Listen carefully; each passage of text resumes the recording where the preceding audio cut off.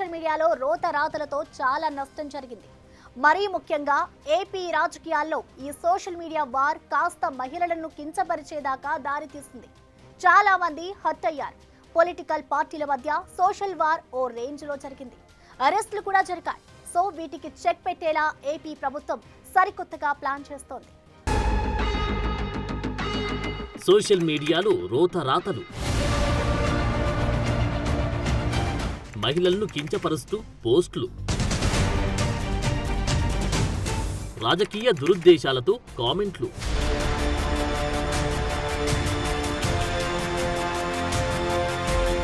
దుష్ప్రచారాలతో సమస్యలు,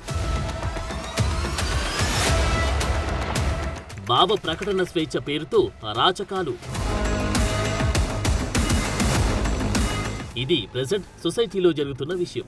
social మీడియాపై control పెద్దగా లేకపోవడంతో ఏది పడితే అది రాయడం, పోస్టులు పెట్టడం, అవతలి వారిని కించపరచడం, తప్పుడు సమాచారాన్ని వ్యాప్తి చేయడం, మార్ఫింగ్ చేయడం, రాజకీయ దురుద్దేశంతో పోస్టులు పెట్టడం, రెచ్చగొట్టడం ఒకటేమిటి ఇవన్నీ జరుగుతున్నాయి. అందుకే ఏపీ ప్రభుత్వం సరికొత్తగా ఫేక్ వ్యవహారాల్లో కంట్రోల్ చేసే కొత్త చట్టం దిశగా అడుగులు వేస్తుంది. సోషల్ మీడియా దుష్ప్రచారంపై ఉక్కుపాదం. ఫేక్ పోస్టులు, అసత్య ప్రచారాలపై మరింత నిఘా. సోషల్ మీడియా పోస్టులకు ఆధార్ అకౌంటబిలిటీ. అవును, ఇప్పుడు సోషల్ మీడియాపై మరింత నిఘా పెరుగుతుంది. అలా చేయాలంటే ఏం చేయాలన్న విషయాలపై ఏపీ ప్రభుత్వం కొత్త చట్టం తీసుకొచ్చేందుకు ఏపీ కూటమి ప్రభుత్వం రెడీ అవుతుంది. తప్పుడు సమాచారం, అసభ్య కంటెంట్, దూషణాత్మక పోస్టులను కంట్రోల్ చేసేందుకు ఓ కొత్త చట్టాన్ని రూపొందించే దిశగా అడుగులు వేస్తుంది. ఈ చట్టం రూపకల్పన కోసం మంత్రులు నాదెండ్ల మనోహర్, పార్థసారథి, సత్యకుమార్ యాదవ్, వంగలపూడి అనితలతో మంత్రివర్గ ఉపసంఘాన్ని ఏర్పాటు చేశారు. ఈ ఉపసంఘం విధి విధానాలను రూపొందించి దాని అమలుకు సంబంధించిన సాధ్యాలను పరిశీలించి రిపోర్ట్ ఇస్తుంది. సెప్టెంబర్ 4న జరిగిన ఏపీ కేబినెట్ మీటింగ్ లో ఈ సోషల్ మీడియా దుష్ప్రచారాల చుట్టూనే చర్చ జరిగింది. ఈ మీటింగ్ లో సోషల్ మీడియాలో ఏపీ ప్రభుత్వం అలాగే కూటమి పార్టీ నాయకులపై జరుగుతున్న తప్పుడు ప్రచారంపై చర్చ జరిగింది. భావ ప్రకటన స్వేచ్ఛను గౌరవిస్తామని, కానీ అది అవతలి వారిని ఇబ్బంది పెట్టేలా, అతిక్రమించేలా ఉంటే కుదరదు అన్నారు సీఎం చంద్రబాబు. ప్రస్తుతం సోషల్ మీడియాలో అసలు అకౌంట్ల కంటే ఫేక్ అకౌంట్లే ఎక్కువగా ఉంటున్నాయి. సో అసలైన ఖాతాలేవో తెలియాలంటే ఆధార్ ఆధారిత అకౌంటబిలిటీ ఉండేలా చట్టం రూపొందించాలని మంత్రులకు సూచించారు. సోషల్ మీడియా అకౌంట్ల నిర్వహణలో ఆధార్ ఆధారిత గుర్తింపును పరిగణలోకి తీసుకోవడం కోసం దుర్వినియోగాన్ని అరికట్టాలని ప్రభుత్వం భావిస్తుంది. ఇది అసలైన వ్యక్తుల గుర్తింపును ధృవీకరించడంలో ఉపయోగపడుతుందని, అసభ్య కంటెంట్ కు చెక్ పెట్టగలుగుతుందన్న అభిప్రాయం వ్యక్తమైంది. సోషల్ మీడియా పోస్టుల కట్టడిలో న్యూజిలాండ్లో బలమైన సోషల్ మీడియా చట్టాలున్నాయని, అలాగే ఇటీవలి సుప్రీంకోర్టు ఇచ్చిన తీర్పులను స్టడీ చేసి సమగ్ర చట్టాన్ని రూపొందించాలన్నారు సీఎం చంద్రబాబు. రాజకీయ దురుద్దేశాలతో చేసే తప్పుడు ప్రచారంతో ప్రభుత్వానికి నష్టం జరుగుతుంది. పదే అవే పోస్టులు వైరల్ అయితే అదే నిజమనుకునే పరిస్థితి జనంలోకి వస్తుంది. అందుకే ఇలాంటి వాటిని ఆదిలోనే గుర్తించి కట్టడి చేసేలా కొత్త చట్టాన్ని సీరియస్ గా తీసుకుంటుంది సర్కార్. సామాజిక మాధ్యమాల్లో వైఎస్ఆర్సీపీ నాయకులు, వారి సపోర్టర్స్ చేసే తప్పుడు ప్రచారాలపై సీఎం చంద్రబాబు సీరియస్ గా ఉన్నారు. ఇలాంటి దుష్ప్రచారాలపై కొన్ని ఎగ్జాంపుల్స్ కూడా చర్చకు వచ్చాయి. కుప్పంకు కృష్ణానది జలాలను అందిస్తున్నప్పటికీ వైసీపీ నేతలు నీళ్లు అందడం లేదంటూ తప్పుడు పోస్టులతో ప్రచారం చేస్తున్నారన్నట్లు చర్చకు వచ్చింది. అలాగే యూరియా సరఫరాపై కూడా అసత్యాలు వ్యాప్తి చేసి రైతులను గందరగోళానికి గురి చేస్తున్నారన్నారు. నిజానికి ఈ తప్పుడు ప్రచారాలను మంత్రులు, ఎమ్మెల్యేలు సమర్థంగా తిప్పికొట్టలేకపోవడం వల్ల ప్రభుత్వ ఇమేజ్ కి నష్టం జరుగుతుందన్న అభిప్రాయం కేబినెట్ మీటింగ్ లో వ్యక్తమైంది. సుగాలి ప్రీతి కేసు పైన సోషల్ మీడియాలో జరుగుతున్న ప్రచారంపై రియాక్ట్ అయ్యారు. సుగాలి ప్రీతి కుటుంబానికి అండగా నిలిచినందుకు తనను రాజకీయంగా లక్ష్యంగా చేసుకుని విష ప్రచారం చేస్తున్నారని మీటింగ్ లో డిప్యూటీ సీఎం పవన్ అన్నట్లు తెలిసింది. ఈ కేసును సిబిఐకి కూడా కూటమి ప్రభుత్వం అప్పగించింది. ఓవరాల్ గా సమాజంలో చిచ్చుపెట్టే కంటెంట్ ను నిషేధించడం, మహిళలపై అసభ్య పోస్టులను అరికట్టడం ఈ చట్టం ప్రధాన లక్ష్యాలుగా ఉండబోతున్నాయి. సోషల్ మీడియాకు పవర్ చాలా ఉంది. ప్రభుత్వాలనే కదిలిస్తుంది. నిశ్శబ్ద ఉద్యమాలను నడిపిస్తుంటుంది. దీన్ని మంచికి వాడుకుంటే చాలా మంచి జరుగుతుంది. అదే చెడుకు వాడితే వచ్చేవి సమస్యలు, అనర్థాలే. అయితే ఏపీలో సోషల్ మీడియాతో మంచి జరగడం అటుంచితే అనార్థాలే ఎక్కువగా జరుగుతున్నాయి. అందుకే వీరందరినీ కట్టడి చేసేలా కొత్త చట్టం చేసే దిశగా ఆలోచన చేయాల్సి వస్తుంది.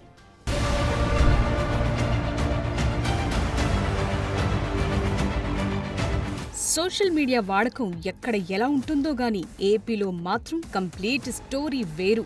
సోషల్ మీడియాతో ప్రత్యర్థులను సూటిపోటి కామెంట్లతో వేధించడం, ముఖ్యంగా లీడర్ల భార్యలపై అసభ్య కామెంట్లు పెట్టించడం, వ్యక్తిత్వ హననాలకు పాల్పడటం ఇవన్నీ జరిగాయి. చాలా మంది బాధపడ్డారు, లోలోన కుమిలిపోయారు.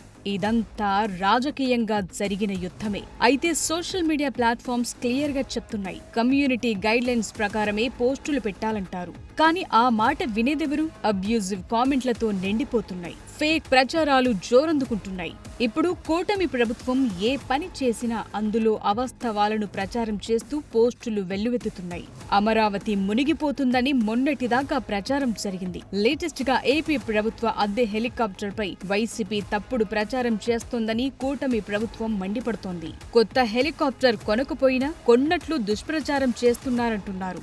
మరో ఎగ్జాంపుల్, రాష్ట్రంలో బర్డ్ ఫ్లూ లేకపోయినా కోళ్లకు బర్డ్ ఫ్లూ వచ్చిందన్న ప్రచారం పెరుగుతోంది. దీన్ని నమ్మొద్దని పశుసంవర్ధక శాఖ అధికారులంటున్నారు. సో ఇలా చెబుతూ పోతే రోజు ఇలాంటి ఉదాహరణలెన్నో. అందుకే స్ట్రిక్ట్ యాక్షన్ దిశగా అడుగులు పడుతున్నాయి.